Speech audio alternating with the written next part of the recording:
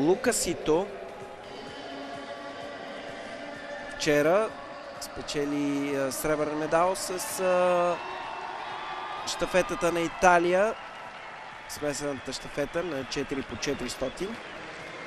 45,35 за него през сезона. Рок Ферлан от Словения в 6-ти коридор, в 7-ми е Густав Лундхолм Нилсен от Дания, в 8-ми е Павел Маслак и в 9-ти коридор норвежеца Андреас Гримерут.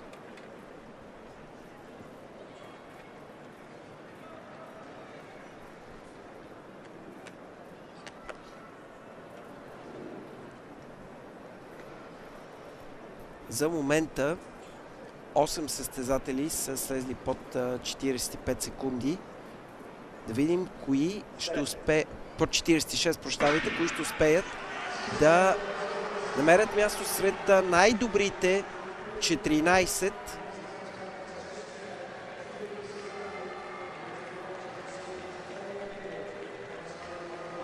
Отлично бягане за момента за Рок Ферлан.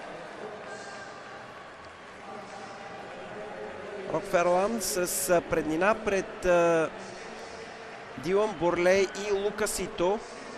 Сега тук вече Лукас Ито взима предимство.